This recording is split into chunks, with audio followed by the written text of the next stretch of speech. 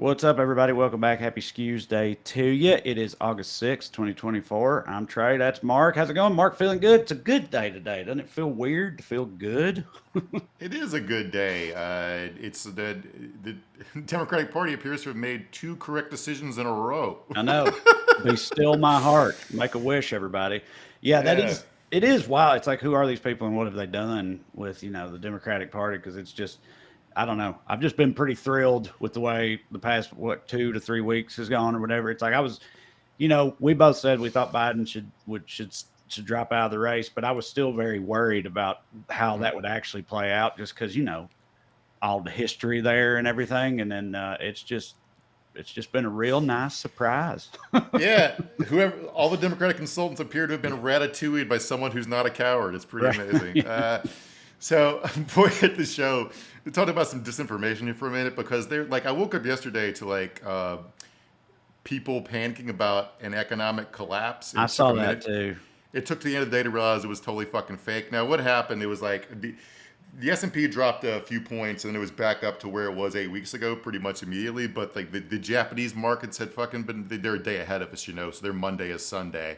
Their Sunday is Monday or whatever. And so like they had a collapse. The crypto market for the bottom fell out of that, which that happens like once a week.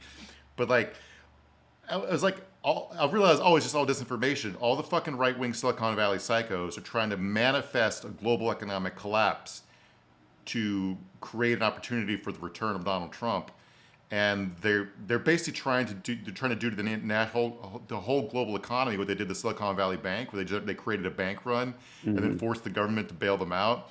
So no one's bailing you out of your crypto, guys. I'm sorry. It's just like you got to ride it to the moon or whatever, but like it's not gonna fucking happen.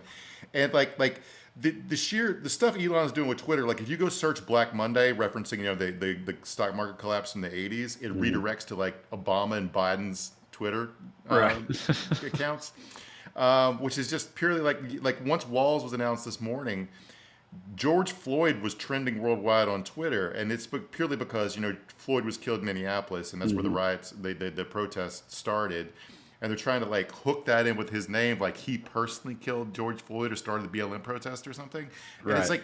it's just like the sheer artificial reality these people are living in and trying to create or successfully doing it. Like we're not going to get into the UK riots over like a bunch of bullshit that have been going on for a week now, where they're trying to like literally burn down mosques and lynch black and brown people, all based upon fiction that they want to believe, but it's still based upon fiction.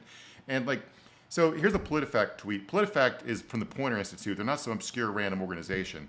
They're a journalistic enterprise, and they felt they need to put out this fact check. Uh, President Joe Biden didn't kill his first wife. It's like, who thought? Yeah. If anybody's wondering, he was in D.C. when she died in a car accident. Like he literally he was at Congress. He has a pretty good fucking alibi. And why would you Right. suspect him of that? And by the way, Joe Biden's been officially dead to them 3 or 4 times in the past month. Yeah.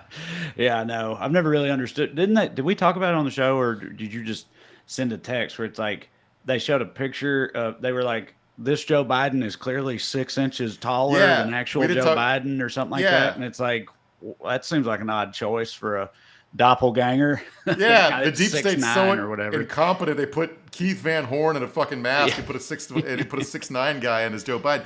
They literally thought, oh, this clone is 7. Like they fucked up the cloning machine and made him 8 inches Right. too tall or whatever. Joe Biden's already 6 foot tall, so like he literally playing the NBA. Like you have to go to NBA player. So it's all just so fucking stupid. Yeah, I mean, it's like you said, again, I got on Twitter yesterday and just saw all this chicken little hand wringing shit about the stock market, and I'm stock dumb and everything. So I started looking into it, and I was like, is this like really the start is this going to be like, like Black Monday or something? Because that would really not hit if that happens. And then even me being ignorant as hell about the markets and stuff, when I actually looked into like the amounts or whatever, what had happened so far, like I was like, well, this don't seem that bad. Like it seems like it's still pretty high, even though it's right. dropped this much. It's like they were just wanting it. I mean, like Bidenomics was trending, and something about Kamala. They were blaming it on Kamala too. And this is what you're gonna get. Look here, this is what you're gonna get. And it's like you said, you look like Tim Walz. You're like, how can anybody not like this guy? That's how I feel about it. But it's like they just don't. They live in completely alternate realities than you know, the actual reality that we live in. And the reality like loops in us too. Like they got us with some disinformation recently. Like we're talking about the Olympic boxing controversy with Iman Khalif. Sorry if I'm saying her name wrong. Which is like we've repeated some stuff about like her maybe being like intersex or having like a male chromosomes or whatever. But that which doesn't mean she's not a biologically a woman or whatever. But like it's just not true, or like we don't know if it's true because what had happened was the International Boxing Association had dinged her, like basically overturned the results of a match she'd won. Now, unless you follow women's boxing closely, which most people don't, you would not know that the IBA is like deeply controlled by Russia, and what she had done was she'd beaten a Russian fighter, so they took it away from her. And you got to also know like how deeply Russia cares about international sport. Like they're Olympic athletes. A lot of them are technically in the army. Like they're paid full time to train by the government. And like our current Cold War with them has a lot of starting points. But one of them is when Russia's doping program was uncovered by the World Doping Organization, and Putin blamed Obama for it. Like the CIA got them dinged for for doping, got them kicked out of the Olympics for a couple cycles, and like. We just like it took a while for anybody to figure out what the fuck had happened. And I know. I mean, I kept because I just saw so many different tweets and stuff from people just like literally just straight up calling her a man and all that. So I mean, at first I was like, hold it. So it like, is this person trans or is there? And I saw the thing you said about she got a Y chromosome maybe, but she still was born with female genitalia. But that was always their thing. It's like whatever you're born with, that's what you are, right? That's what they say. And it's like, well, she's born with a vagina. Well, she's still a man though. She, whoops too much ass and doesn't look classically feminine. And a nice cop lady cried when she hit her too hard, and now they just calling her an abomination. And it's also she's Algeria. Like, you think Algeria is going to do that? You know what I mean? Right. Also, the other side of that is like if they were successful in getting that rumor or whatever lie across, then that could have massive ramifications for her in a place like Algeria where it's not legal to be that. Yeah, they'd kill her. And so like the Trump's talking about it at rallies now. They just fully made this fake thing true, and even us, like people whose heart's in the right place, trying to defend trans people is not strange, and trying to like defend this woman who's like. Russian athletes are on the government's payroll while they train. She had to like collect scrap metal to pay for a bus ticket to go to like the next city where she trains, right? And it's like, but even then, it's like no one can figure out what the fuck. It takes a while to figure out what the truth is, and everybody just jumps in and like sort of like it's not always gonna be perfect. I'd rather people be on the correct moral side and without all the facts, but I do think the truth matters, and. But the funny one is like, so they just call everyone who disagrees with them trans. Like, so there was a brief 12-hour period where Kyle Rittenhouse said he wasn't voting for Trump over the weekend.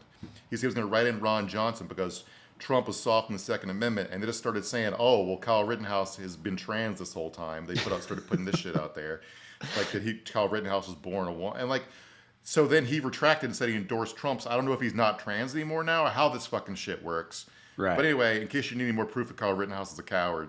And it's also, I just don't know how, or also I don't know how much more proof these people need that, like, there's no honor amongst MAGA lunatics or whatever. Like, they will turn on you immediately, like at the drop of a hat and in a very brutal way without any remorse. And so I just don't know why people continue to want to be part of that. I guess they just always think of themselves as the brutalizers and that appeals to them, right? Never thinking they're going to be on the other end of it, but it's like easy to do.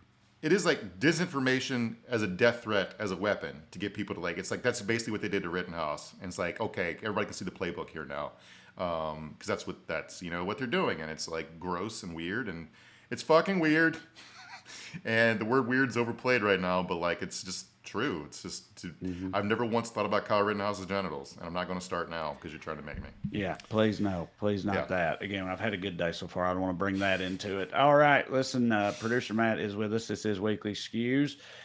Before we continue, I want to remind you real quick, go to TreyCrowder.com to check out my upcoming tour dates. This weekend, I'm going to be in Dallas, Texas at the Improv. I'm filming these shows, not all of them, but a couple of them, and with the hopes of putting it out later. So it's a big weekend for me. 3 of the 5 shows are already sold out, so I appreciate you, Dallas, but still some tickets left. Y'all come and see me. It should be a big, good, fun one. And then after that, we got a bunch of other things coming up, a Midwest run, and then on from there. And it's going to be exciting over the next few months. So go to TreyCrowder.com. Also there, you can find a link to me and Corey's book, Round Here and Over Yonder.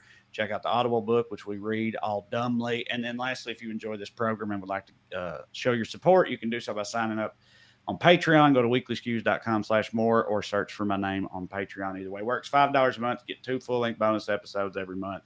So get some more Skews in your life. Support the show in the process. As we said, tonight it's going to be a rare upbeat edition of Weekly Skews because Democrats keep doing good stuff, which is weird. Yeah, make a wish, everybody. They're on top of it, seemingly, as Kamala has made officially her pick for running mate, and is Minnesota Governor Tim Walz, who, as it turns out, seems to have been built in a lab to hit for us. So, yeah, we're going to have fun talking about that. But first, we got to do some dumbassery. Daily Dumbass. Matt, graphic, please.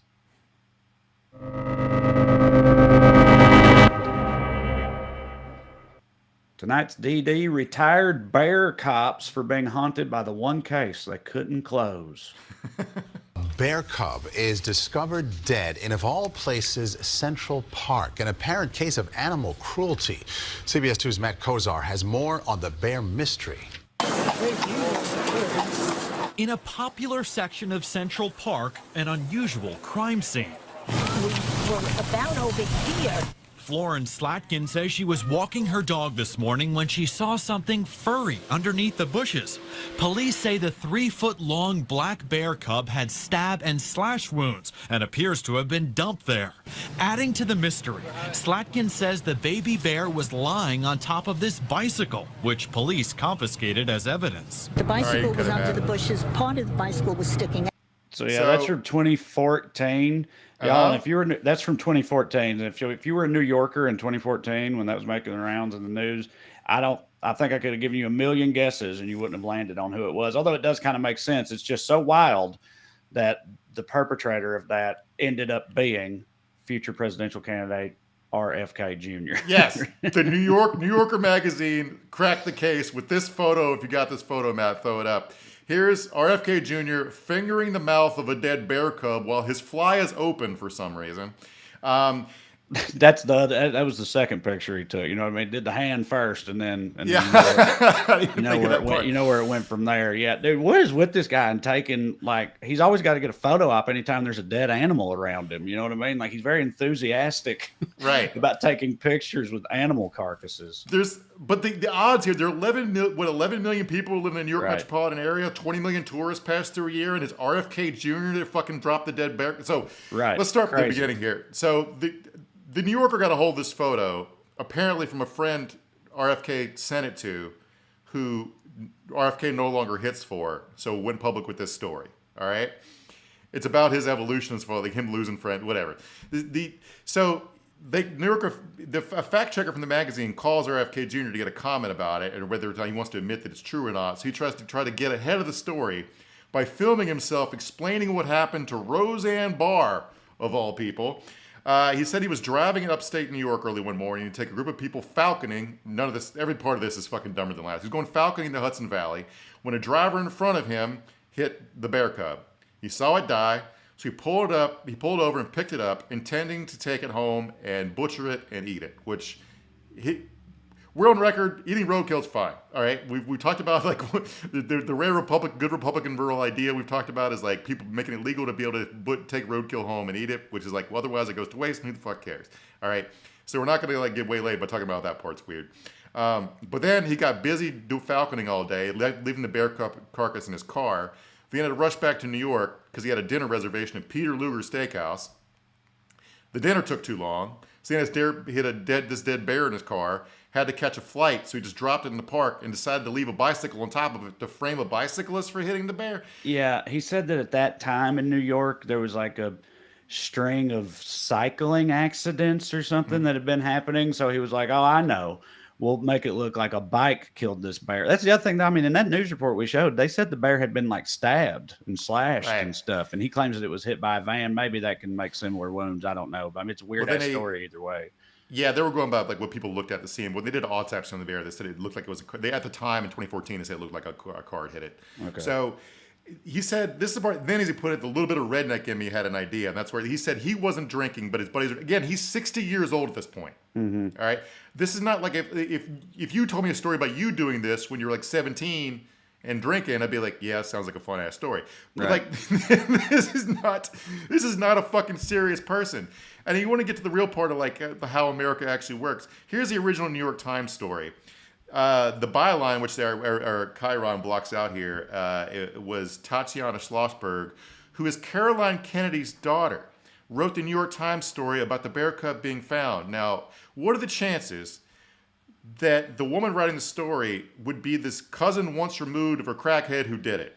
Yeah, dude, it's insane. I mean, yeah, it's some like simulation type shit. It's truly wild, but I don't know. What is next from RFK Jr., dude? Like, where, what is the next thing going to be? Is it even the top 5 weirdest story about a Kennedy having a dead body in their car? Right. Like, what the fuck? Like, this whole family, man, it's just like America is run by like 5 families.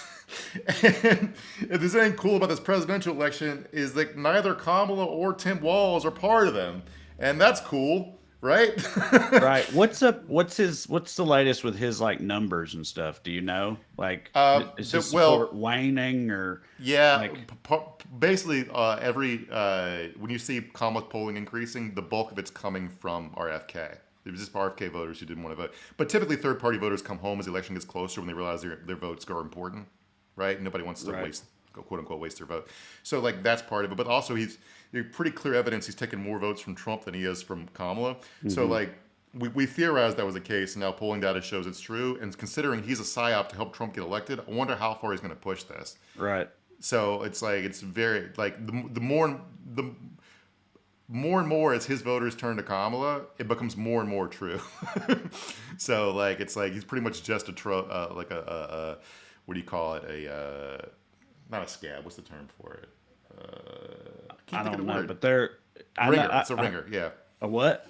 A ringer? A ringer running interference for Trump? Well, he's a shitty ringer then, because I heard that the Trump PACs or the campaign or somebody over there has been running ads framing RFK Jr. as a like radical leftist progressive or whatever, which seems to prove that they think he's taking votes away from him or whatever. And but it's funny that, like you said, they were all for that in the first place. So hoisted by their own petard out here. But anyway, our first honorable mention for Daily Dumbass is people who wouldn't want a vehicular reminder of that time they almost got murdered. This whole thing is something else. Go ahead. Am I going to close the door really quick? Just I want to show them the rap. Sure. Check out this rap and let me know your honest thoughts. I think it's incredible. Am I going to... So... This is a streamer named Adin Ross. Look at the dude standing right beside Trump right there. Yeah. That's some other streamer or something, right? Yes. He's got like, is that Trump on his shirt? But it's like, he's got a grill in. That's what, okay, yes. Dude. Yes. Everything is so stupid over there, and it has been for a while. But yeah, this guy, Adin Ross, I had heard of him somewhere along the way. He's like an Andrew Tate acolyte. He's in like that whole world. Yes. And I did know that, unfortunately, but I didn't know that much about him until this week when Trump, he interviewed Trump, and I started seeing these clips from him and stuff. And like, buddy, the fact that this dude has apparently hundreds of thousands of millions of followers is truly disheartening, because this guy is rock chewing stupid. Yes, we'll get to that in a second. He's also evil, but that's a whole. But so anyway, he could play for a second, Matt, if you have the sound off, because like, pause. Is that the Grinch? It sure does look like the Grinch. Because it could be like a tree or something, but I don't fucking know what's going on. This whole thing is so goddamn strange. So Ross has been permanently banned from Twitch for hateful conduct. Getting banned from Twitch for hateful... Twitch exists to play video games and scream the F slur, all right? So the fact he's been banned from hateful conduct is pretty astounding, and this apparently came together because Barron Trump is a big fan of his. So there goes all hope for that kid. Maybe he'll grow out of it. To top it all off, he not only gave Trump this Cybertruck. By the way, giving Donald Trump a Cybertruck, this isn't my joke, but like could credibly be seen as a second assassination attempt, considering how those motherfuckers go. Right. So he gave him a Cybertruck and a Rolex watch worth $3,300. Both of those individually could be seen as campaign finance violations. Not that anybody would get any serious trouble for it. Trump will probably have to give back the truck, and Adin Ross had to be like, I didn't really know this was a campaign finance violation. Anyway, it just the fact of how dumb all these motherfuckers are. So if you don't know, again, going back to who Ross is, he streams with white supremacist Nick Fuentes, who Trump also dines with. He's also done streams with Andrew Tate, who's very famous. He is a sex trafficker, and like. Ross also accidentally snitched on Andrew Tate. He went live and said that Andrew Tate was going to flee Romania to escape the sex trafficking charges, and that's what got him arrested. Just the dumbest motherfuckers alive. So now he streams on Kick, which is a gambling platform that doesn't moderate. As he says, we can do whatever the fuck we want. So what he does, like, here, do you want to know what his vibe is? His bit is sniffing his guests' chairs. Let me show you what I'm talking about. That's even weirder. Let's go. All right, I'm make eye contact with you. Wow. Ew, why are you being so weird? So, just so y'all know, he did that. I mean, you said it's his bit, but he sniffed Andrew Tate's chair too. Yes, when Tate got up and walked off. So he's an equal opportunity creep. He's bisexual with his creepiness. He's like this is them trying to beat the weird allegations. Right. Having Trump stream with the guy who's such a funny way of looking at it because it's true. Yeah. If you wonder what they talked about, Trump did his usual spiel about how he doesn't think the country survives if Kamala beats him. He talked about how he once played Kim Jong-un, the Elton John song Rocket Man, and that before he became president, you weren't allowed to say Merry Christmas. I got it back.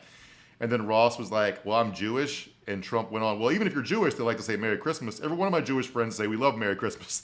So sure. One of the reasons Ross says he doesn't want to support Joe Biden is because Roe v. Wade was overturned while he was president, and I watched a stream of a guy politely trying to explain to him that's not the dynamics of American politics or controls the Supreme Court. Anyway, none of that matters. Here, just to get a sense of how dumb he is, here's a clip of him trying to Google fascism to see if he is one. This is just for fun. What does a fascist mean?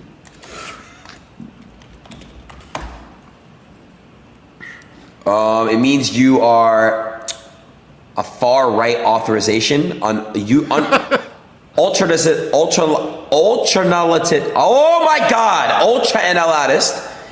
analyst, political ideology movement characterized by dictator leadership, centralized autocracy, militarism, forcible suppression of opposition. So I don't know what that means, bro. I swear to God, I don't know what the fuck a fascism is. I don't know what the fuck that is. Benito Mussolini and Giovanni Genital. Okay, cut him out. And Jason. He was trying to say ultranationalist, authoritarian, and Benito Mussolini, and he didn't know what the fuck any of those were. Just like grade A premium brain content there. These guys all deserve each other. It does make you think that like a lot of these people really are just. And I'm not saying this like in the defense or whatever, but they're like genuinely too dumb to know how shitty they are or whatever. Right. And it's like, how can anyone ever possibly penetrate that? Oh. You know what I mean? They're too dumb to. It don't matter what you do, what approach you take, or whatever, reaching people that are that fucking stupid. It's just not ever going to work. I mean, he's a kid. Like he probably could be redeemable in the future if he hadn't recorded himself on the internet for hundreds of hours being a fucking asshole moron, right? Right. It's just like we probably ought to delete the internet. It's pretty much the message of this show, of this episode. So, all right, you want to get into some Tim Walz stuff? Please. All right, so to set the mood, let's watch this video clip, which I think we showed had on the show before, of Tim Walz being embraced by kids at a school named Webster Elementary after he signed a bill providing free school meals, one of my favorite policies that the American government can do, which it refuses to do on a lot of occasions. He signed the bill into law, and watch those kids get excited and hug him.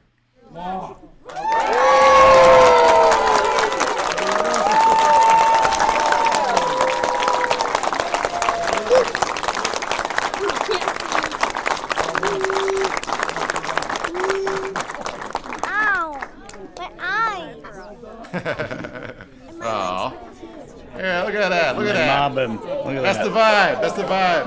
All right. I saw somebody on Reddit say they were like, after these and a bunch of other posts about him or whatever, they're like, "How's this guy even real? This is like if Santa was a politician or something." Right. Like, He's not. Also, did you see the picture of Sarah Huckabee Sanders signing in the send the kids back to the coal mines law, which she was surrounded by children and they look like Oliver Twist characters, except they had suits or whatever. It's a very funny juxtaposition. Also, I remember the juxtaposition going viral because I think those two bills happened the same week. It's a pretty effective contrast between like two very different approaches to public policy and how the children feel about it. So to signal just as a sign of what a win this pick is, I saw effusive fucking endorsements from both Joe Manchin and Ilhan Omar, all right, which are two people that don't agree on anything except for Tim Walz hits. Nancy Pelosi was a big force behind making this happen because he's a former member of the House who was pretty effective and she liked working with him, which is like when you're talking about getting legislation passed, which is what he's good at. That's good. It's good to be able to do that, to pass laws. And as a contrast to this, every fucking consultant and weird polling quant nerd thought it was obvious that it should be Josh Shapiro, who we're gonna get to all this in a little bit. But they had a big rally in Philadelphia that was packed to the gills. Josh Shapiro gave a speech endorsing both of them beforehand, in case anyone's wondering if there's any hard feelings about this. And something we've been hammering on this show, I've said people should just say this, talking about abortion, trans healthcare, whatever. Let me quote him here. Even if we wouldn't make the same choice for ourselves, there's a golden rule. Mind your own damn business. Very American thing to say. Right. All the papaws stood up and clapped who were still open to persuasion at this point. Right. And I'm just wondering if like whoever's making these decisions, Kamala's team, whatever consultants aren't like centrist pilled or like status quo pilled, who aren't poisoned by, like I've been rewatching Veep, and it's a very funny thing, like the bit where they're waiting for polling data to come in to see if they should rescue American hostages who've been captured overseas. There's a ton of people in politics who don't get why that's funny. Right. Right. You know what I'm saying? Why wouldn't you do that? You know, that's what you got to do. You got to get the numbers first. Yeah, it's always the numbers people and everything. And it's like, it's just felt like for years as someone on the left that like, they just don't ever seem to listen to, you know, the constituents or the people, the actual voters or whatever. Instead, they listen to whatever, donors, lobbyists, the people, the consultants, all that shit. It just seems like that's what's been driving them for so long. It's part of what's so maddening about it. And like now it doesn't seem like that, which is weird and lovely. You know, there's a part of this where we're like, because you and I work in comedy, show business, whatever you want to call it, like we know that like how you say stuff and who's saying it is just as important, if not more so, as what you're saying. Right. You know what I'm saying? Yeah. Like I mean, there's a very famous comedian whose name I won't say right now because I don't know if they want to be quoted, but like he was like, we're talking backstage once about a guy he felt bad for whose career was struggling, and he was like, I feel bad for him because I can sell a shitty joke and he can't even sell a good one. Right? And so like you people can be moved by a person they trust making a case to them. And to act like the polling data tells you we should do instead of making an argument and then trying to move the polling data has always been fucking weird to me. And I feel like for the first time, instead of just doing things the way that you have been doing them because it's the way you're supposed to do them because you have been doing them that way. Right. It's like whatever happened in D.C. It's like a bunch of people got the flowers for Algernon surgery. You ever read that book? No, I know what it's about, but I've not actually read it. Yeah, it's about a guy, like it's written as the first person as a guy who gets, he's mentally handicapped, and he gets a surgery to fix it. And so it's a very sad book because the surgery's temporary. He's dialogue anyway, whatever. Yeah, that's why I never read it. It's because it's always brought up as being famously heartbreaking or whatever. Yes. And I just, I don't really need to be sadder. I'm sure it's a great book, but I'm sad enough. I just hope this surgery isn't temporary. All right. So I know. Well, that is. You can't help but kind of like wait for the other shoe to drop at some point, right? I mean, I was thinking it was going to be this, and look, I would have got behind Shapiro. I totally would have, but like, it just seemed like the classic move they would make. It felt like everybody except, the Nate Silvers and whatever were wanting not that to happen. And it just felt like a classic Democrat move for that to happen. and it hasn't. So it's like, well, just keep this up. There's a long way left to go. Just keep doing good things. Keep making good decisions. And if you really want to beat fascism, the answer to that is progress. Countries are like a shark. You have to keep moving forward or you fucking die. And so you got to think differently and do stuff differently and try. So anyway, Walz is the first non-lawyer on a Democratic ticket since Jimmy Carter. All right, and they skipped straight from a lawyer to a former geography teacher and football coach who's not just a veteran. He's not a special forces guy or a general. He was an enlisted guy who was like an artillery sergeant. All right. Not only that, people. He took when he was defensive coordinator for his high school's football team and like here's a quote from him. All right. Mikado West, the school he coached at, had lost 27 consecutive games before Walz got there. And again, not to give him all credit for that. He was defensive coordinator, not the head coach or whatever. He was part of a team that turned us around. He said, quote, "We said, this is nonsense. Let's turn this thing around. 3 years later, we're state champions. Now they're a powerhouse." Yes, this is nonsense. Let's turn this fucking thing around is the whole goddamn message. Exactly. Right. 100%. Yeah. Roll with that. Also, for people that aren't, like, I'm assuming, I don't know at all, but I'm assuming that's like a smaller high school team. I don't know. It may not be. My high school was god awful for the most part. Like, and they've gotten better in recent years, but losing 27 games in a row is nuts, dude. Like that, almost 3 straight years of not winning a single game. And then in 3 years' time from there to win a state championship and turn around completely is just as a sports fan, I'm just saying, very genuinely impressive.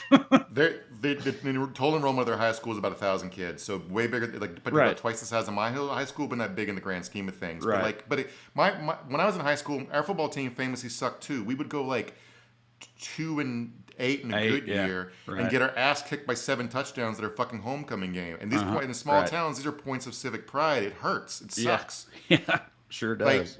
So it means something to the community to have have the local boys do good, right? And so it's just for comparison's sake to dunk on JD for a second. So we got an All-American Midwestern boy, big boy, football champ. What's JD into? Here's an interview. Here's a Fox News reporter talking about an interview with his wife Usha this week. I want him to explain what the dorky habits he had. Did she explain? She hesitated. I said, what are the dorky interests that he has? And she hesitated, and she said, he's going to kill me for saying this, but it's Magic the Gathering, which was a card game. And some of the guys on the set know about it. Okay. I'm all for going after JD, and I don't play Magic, but not because I wouldn't be into it. I just haven't ever got around to it. But I'm just saying, as a dork myself, right? I'm not insulting. Right. I'm not insulting the D&D adjacent community. You guys do whatever you want. I like nerdy shit. Although, have you ever seen clips and pictures and stuff from Magic the Gathering tournaments? I mean, it's pretty damning, dude. It's funny. There was this guy one year that he went and he took a picture. He had his friend take a picture of him doing a prayer pose beside every exposed butt crack that he saw at the tournament, and he took 50 pictures or something. So it's 50 pictures of him posing by exposed butt cracks, because everybody's butt crack just be hanging out in Magic the Gathering tournaments. Anyway, it's not a great look, but again, I could probably get down with it. I just thought the fact this is the jock nerd election,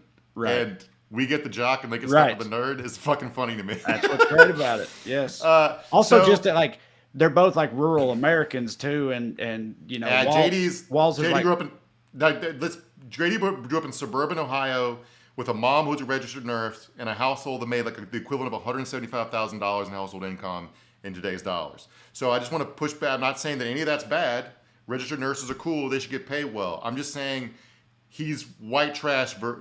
He's stealing valor from our potted meat people. Right? Well, either way, he actively hates rural Americans and everything they're about, and seems to have nothing but disdain for them ultimately. And then then the Democrat, has walked the walk his whole life by everything we can tell. So yeah, we're doing vibes, not substance tonight, but in general, I mean, vibes are substance. Unfortunately, in democracies, for a lot of people who don't know how to talk to regular people. To win votes, you have to inspire people, not just give them a bullet point presentation about things you should do for them. I wish elections were conducted via a PowerPoint presentation and a white papers, and everybody would read them. But it's not. Doesn't really work that way, especially when you got to raise money and you get volunteers. But anyway, so he's we're talking about legislation defending gay people and abortion, some green stuff, some gun safety laws, and he's done all this legalization of recreational weed, driver's license for undocumented Minnesotans, restoration of voting rights for former felons, universal school meals, which you talked about. He's accomplished all this with he has a 1-vote majority in the state house. All right. Right. This has been pure just fucking. We know the right thing to do. We're going to do it. And if we lose one seat over it, over fucking Republicans calling me a socialist for actually using the government to try to help people, then all our careers is done. We'll do the good stuff. We'll make our case and let the voters fucking decide. All right. And he won re-election. So let me read this quote here, because this is really why I'm a big fan of his, boiled down to a single sentence. You don't win elections to bank political capital. You win elections to burn political capital and improve lives. That's Tim Walz. Mm-hmm. So for all the ideological stuff tossed around this vice presidential pick, and people were going to the mattresses over it, and I would have been okay with Shapiro if that had been the choice. But I think most Democrats and left-leaning people just wanted someone who seemed like he gave a damn about the purpose of politics, which is improving people's lives. We forget that. That's the fucking point. Let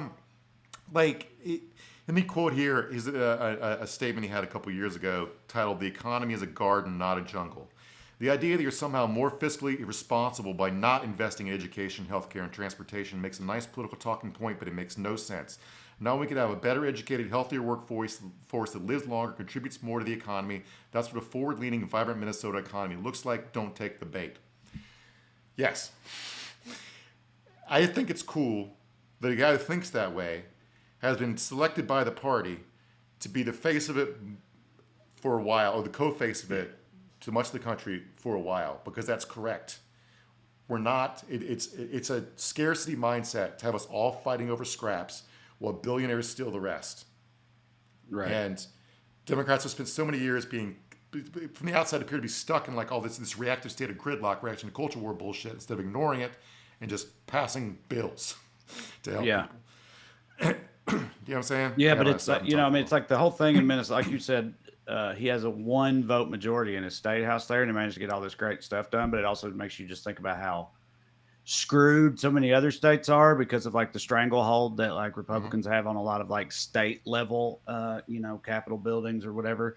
And it's just a real shit, because that's the thing. It's obstruction. I mean, I think it's impressive what the Biden administration was able to get done, considering the circumstances, with our Senate and everything, because it makes it hard. I feel like you're 100% right about how the Democrats, they have been like reactive and they get roped into the culture war shit and all this stuff. But it's like when they tried to do things, here and there, it's just all this obstructionist bullshit keeps it from happening. But you gotta I'm not saying, but they gotta like harp on that. I feel like it's like we want to do things that actually help people, improve people's lives, and they just want to scream about stuff that grosses them out or whatever, and fear monger, and they have no solutions to anything. They just bitch about various problems, most of which they fabricate completely out of thin air. So, and one thing I think is cool about it, I'm not saying don't fight the culture wars. People need to be stood up for. I'm saying you don't need to negotiate on it or meet people halfway on it. You say, nope, that's fucking bullshit.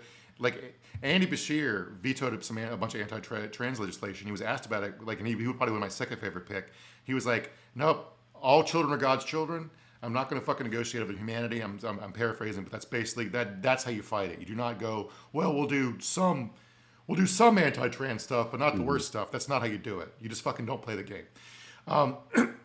And also, this is a good reminder that the Democrats are a wide coalition, right? They're not a unified political party like Republicans are. No, we've talked about it a bunch before. Yeah, every state party is not the same. All right. One of the reasons picking Walz is good is because you got a prosecutor, lawyer. How about a small town teacher, right? They're also Democrats. You don't want to pick a second lawyer like Shapiro. We'll get to that in a second. But the Democrats in the Midwest. And because we focus on a lot of making fun of people and complaining here, we'll try to bring it up during our good news segments. But Michigan Democrats, Minnesota Democrats have gotten so much fucking shit done in comparison to California Democrats, who have had a unified state government since since dinosaurs walked around the fucking the what do you call it? La Brea Tar Pits. La Brea Tar Pits, and they've done some decent stuff. We do have universal school, but it's they're focused Gavin Newsom, who's the fucking devil incarnate, just urged a bunch of homeless camp roundups. Yeah. While Tim Walz is giving kids free lunch. I'm the parties are not the same. And picking a Midwestern Democrat is cooler to me. And considering the reason Gavin Newsom does stuff like round up and harass homeless people is try to become president or vice president, and everyone just told him to fucking eat shit. Right. That rules. You don't need to play the game that way. And you don't need to get stuck in their box. And here's Tim Walz pretty much refuting all this fucking dumb, you're a big government liberal bullshit in like one quick video. But we can get out there, reach out, make the case. And for one thing, don't ever shy away from our progressive values. One person's socialism is another person's neighborliness. But we can get out there. Yes. I also like how he had a similar thing with actually, sorry, this is coming up in a minute, but still, like Jake Tapper brought up and said they call you people say you're this like hardcore big government progressive liberal or whatever, and he said something like, he was like, oh, what a monster, I feed kids and let women make their own choices or whatever. You know, it's like, yeah, if that's what being a monster is, then fine, they can call me that. I don't care, because that's what we're doing. And and really, the thing really is, like, for me. He's saying like basically the line of questioning was Jake Tapper was interrogating him over spending taxpayer money on taxpayers. Right. If he had done it in some boondoggle that supported some stupid crypto project that went under immediately, no one would have questioned him at all about it except for like us. Right. Do you know what I'm saying? Yeah, it's just like you said, the taxpayer dollars. It's like one of those things. You know, for example, free school lunches. It's like it's wild to me. It feels like it should be very hard to find any person who would have a problem with that usage of taxpayer dollars. You know what I mean? Feeding children so they can learn and get better and all that. But, you know, I know that a lot of them are against it because whatever, it's wasteful. A lot of them don't even need it. And the ones that are poor, they don't need to eat anyway. Fuck them. Their parents should hit harder.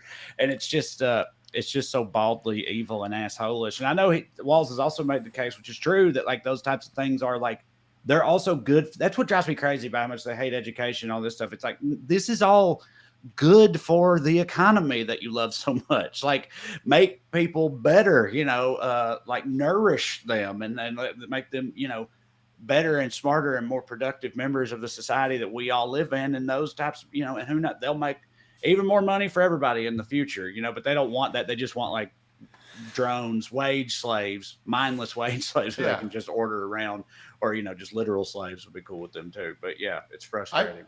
I've never understood, like, even from every time there's an immigration debate, it would be like, well, immigrants are good for the economy, which is true, but also people will be like, well, you shouldn't say that because you shouldn't kill them even if they're bad for the economy. I'm like, yes, I absolutely agree with you, but it's important to also make a utilitarian case for a lot of stuff because it persuades voters who are otherwise sociopaths. But also, it's like, even to a government that doesn't care whether you live or die, it's good for national security, i.e. the defense of the government, to have an educated, well-fed, healthy, you know, workforce and army, right? The reason everybody wants to conquer Ukraine is because it's the world's breadbasket, and army fights in its stomach, right? Throughout history. And the idea that every time politician brings up Cuba having a high literacy rate and a good healthcare system with low infant mortality, it's a scandal, like you're praising communism. It's like, no, Fidel just knew if he wanted to survive, he needed people that could fucking read so he'd be able to build weapons and fight. Right. It wasn't like it was because the CIA was trying to kill him. And like, maybe if we had a better fed, better educated fucking workforce, we could have successfully killed Castro. Not that we should have. I'm just saying, like, everyone's missing the point by a goddamn mile, right? Yeah. And it's like the kids you're feeding could cure your cancer. That's a pretty straightforward case. And even if you're a selfish asshole, you should want to feed the kids. And all day, I've seen people talk about whether Tim Walz is too progressive for the American electorate at writ large, being talked about by cable news anchors and pundits who are all fucking millionaires. And I'm just telling people to get out because no one thinks this way out in the real world. No one thinks along a strict left-right axis. If they can successfully brand him as a leftist radical, yes, he'll probably be a drag on the ticket.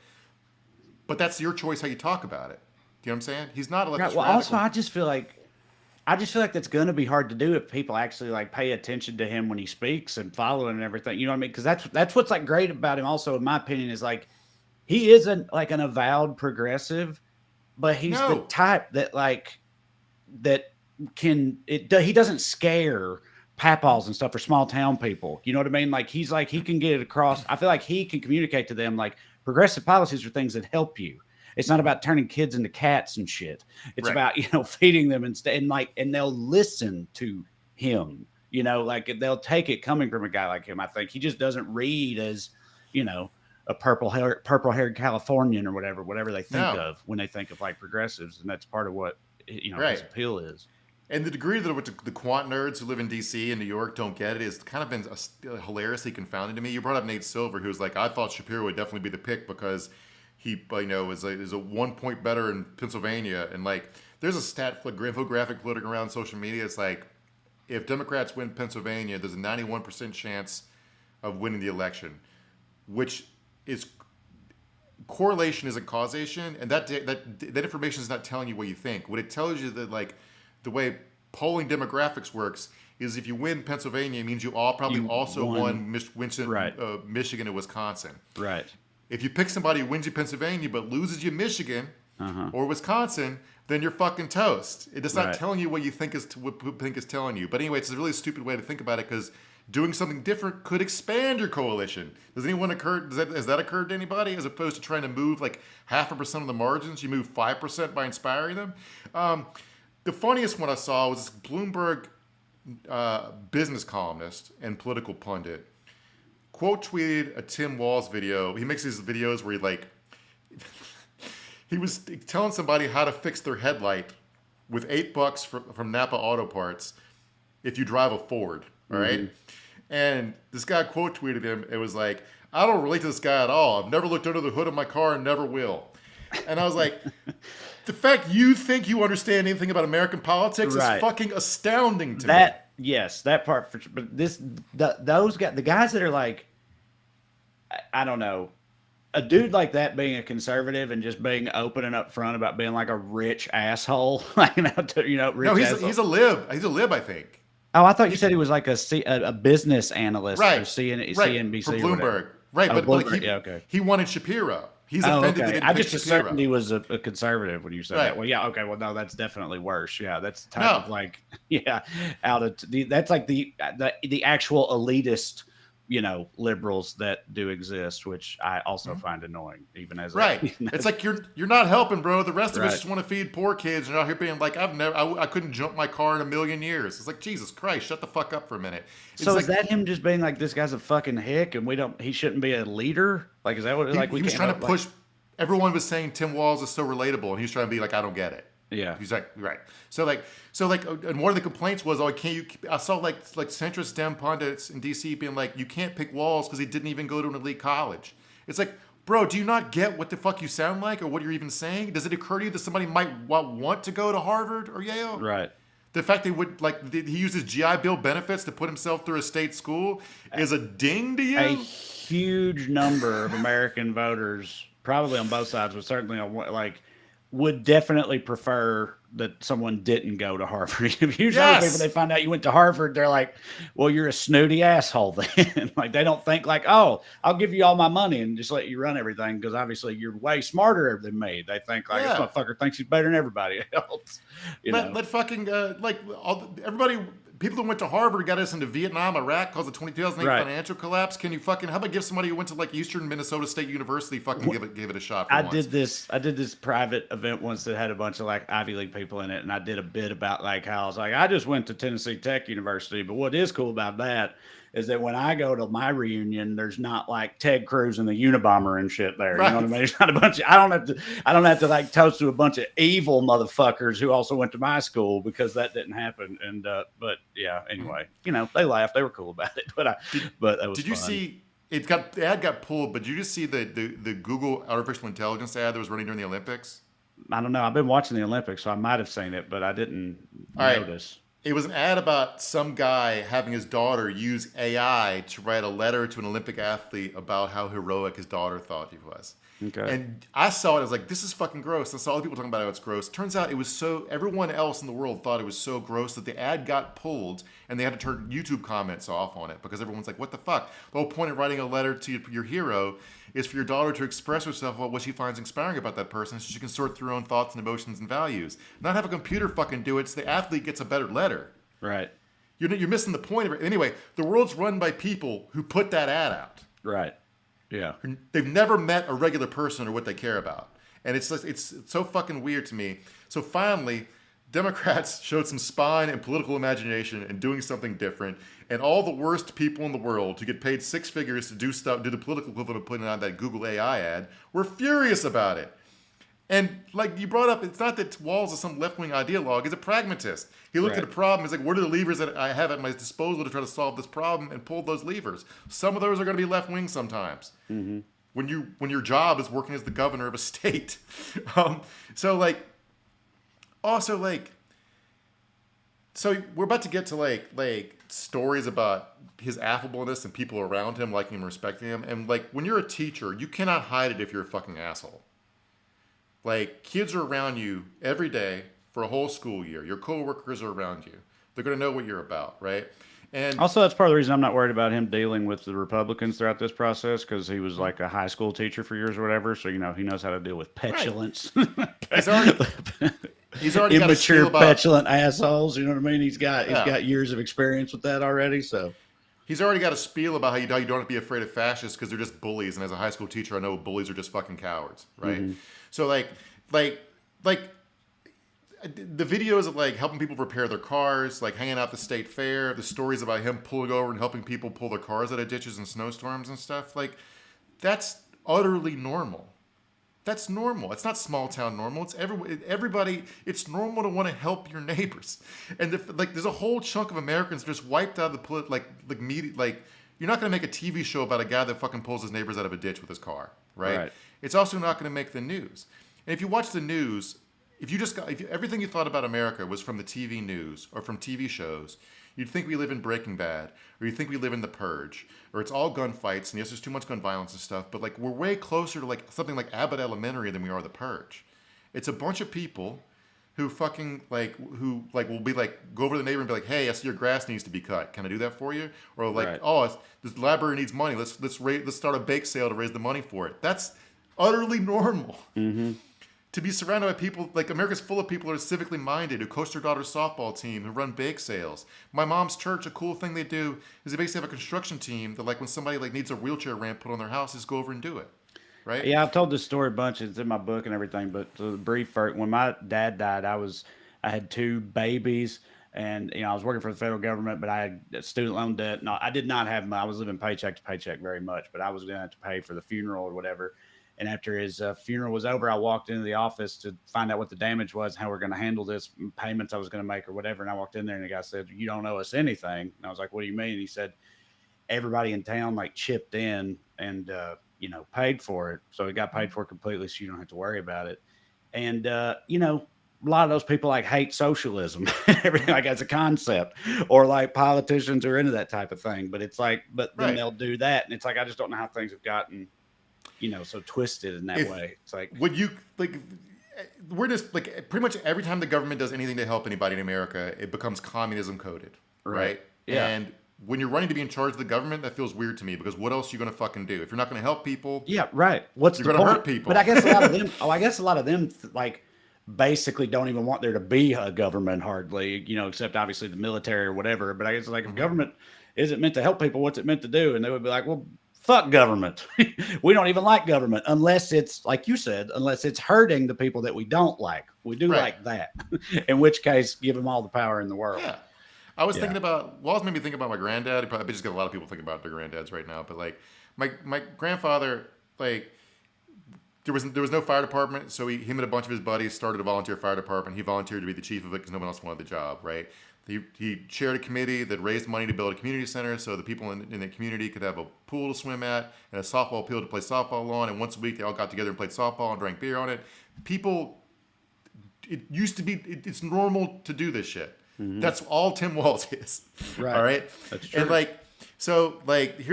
we talked last week about how he chose to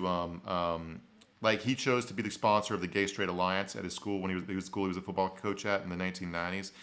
And this is when he was still enlisted in the Minnesota National Guard, and he was still defensive coordinator of the high school football team. Some kids wanted to start the Gay Straight Alliance, and this was 3 years after Bill Clinton had signed a law forbidding same-sex marriage. And we quote here, "Soldiers suspected of being gay and Walz's own unit could be discharged from the military." It's back during Don't Ask, Don't Tell. When he was asked about it, he was running for governor. He said he'd seen the bullying some students endured and agreed to be the group's faculty advisor. And this is a really interesting take on identity politics, because this is the way you should do it as a fucking straight white person, all right? It had to be him to do it, according to him, because it, quote, it really needed to be the football coach who was the soldier and was straight and was married. In other words, he could be a symbol that disparate worlds could coexist peacefully, all right? The fact that no one thought he was secretly gay was the whole point of why he had to be the guy to sponsor the Gay Straight Alliance, all right? Which is a cool way to think about it in 1999. Yeah, absolutely. Way ahead of his time. And this is like, so a Washington Post reporter was posting anecdotes he learned trying to report into Walz's background. Let me quote here. One thing I learned reporting on Walz, it's just funny too. This is like a couple hidden teacher stories. One thing I learned reporting on Walz's teaching years is that when he coached the middle school basketball team, he secretly lowered a hoop and convinced his team that he could dunk. Now, one, those kids need some tutoring. Just the way Tim Walz ever talked to basketball. But another bit he would do is if someone fell asleep in class, he'd take a picture of them when they woke up. Their picture would be projected on the wall to embarrass them about them not sleeping anymore. That's just fun teacher shit. There's also a thing, and I just think like stories from teachers and kids are important because like these are, like we'll never know most politicians would never know the real them. I think kids have a good handle on it. They try to play this prank on him. A former teacher, they would do this bit where they would give a new teacher a fake gift certificate for a free turkey from the local grocery store. This is a very Midwestern prank. So you'd go down there and try to redeem the gift certificate for the free turkey and be embarrassed. The motherfucker went down there with his fake gift certificate and walked out with a free turkey. So that's gift to gab shit there. Yeah. Part of the deal, baby. Yeah. That's a deal-making son of a bitch. Probably the best one I saw, and I have a sweet spot for teachers because my mom was one. A former student said he cared about me and made learning fun, right? His kid said he was a C student. Now, I was reading up on the history of the rise of the Taliban. As you do. It's a fun segue. And Mullah Omar. And the thing about Mullah Omar, and this is not a defense of Mullah Omar saying the Taliban hits. It's that the story goes, his origin story, and this might be apocryphal because there aren't detailed history records kept in rural Afghanistan, and the Taliban has an interest in turning him into like a myth, a martyr, right? But the story goes, he was the equivalent of a small town preacher. And a local warlord kidnapped 2 girls from his town. He's like, nah, fuck this shit. And he got a gun and a couple buddies, went and got the girls back, strung up the asshole, and then was a local hero for it. And then he captured that guy's guns. And was like, wait a minute. You guys are on my side now. You want to take these guns and join up? And they're like, yeah. The point being, not that you should do that for Taliban purposes. The point is, when you help people and you're good to them, they will ride or die with you. And it's possible that both Mullah Omar and Tim Walz have better instincts than a lot of people have been running the Democratic political establishment for the last fucking couple of decades. That is such a mark parallel or analogy, or whatever you want to call it. It's truly great. That's what we all love about you, Smart Mark. Listen, we got a couple minutes left. I do have to get out of here right on time, and I want to let y'all know I know this. I literally just found out earlier today about another Zoom event called Rural Americans for Harris or for Kamala or whatever, and I'm going to do that too. As soon as I get off here, I'm going to jump on that. I mean, I'll probably talk about some of the stuff we've just been talking about. But anyway, whenever we're done, if y'all want to Google that, I guess. Again, I'm sorry, I don't know more about it. I just got asked and said I would do it. Yeah. But anyway. Y'all's boy Trey was on Zoom with John Hamm last night. Yeah, Comics for Kamala, I guess. I was easily the least famous person on there. There's a bunch of superstars and me. That was weird. But, it was cool. Anyway, but yeah, that was fun. And look, I enjoy doing a positive episode every now and then, and I feel uncomfortable fanboying out over fucking politicians having a parasocial relationship. Drew was excited about Walz, but he had the funniest take, and like if he's going to use this on stage, laugh when you hear it. But he was like, now at least gay people will die penniless like the rest of us and not in prison. That's the episode. I was like, yeah. But it's like, it's not that everything gets better. It's like, there's a path to fucking saving the country and making things better. Right. This is probably what the path looks like. And it doesn't mean that Tim Walz is perfect. We could go into his congressional record, which like winning in a red ass district required some compromises. And we didn't even get to the Josh Shapiro part of this. Like I once again prep way too much show, but like it's just like it's good that they tried something new and different because the old way wasn't working is my point. So yeah. Yeah, absolutely. And it's why I'm just glad that they like eventually somehow learned that lesson and like took the right thing away from it. Again, seem to be doing well so far. And I just hope that they keep it up because the energy, the vibes, the momentum, it's all pretty immaculate right now. It feels like things are, trending upward for the first time in a while. And it's nice to see. So yeah, thank you all for watching. We appreciate it. So like I said earlier, go to TreyCrowder.com and check out my upcoming tour dates, especially if you're anywhere near Dallas. Come see me this weekend if you can make it to one of the two shows that has tickets left. Anyway, I hope I'll see you there. It's going to be fun. And if you're in Texas, I'll be in San Antonio before long too. Anyway, I've got a lot of shows coming up. Y'all come and see me and support this show on Patreon, weeklyskews.com/more, or Google search for my name on Patreon. $5 a month to get 2 full-length bonus episodes. Most importantly, you keep showing up on Skews days, and we will too. We'll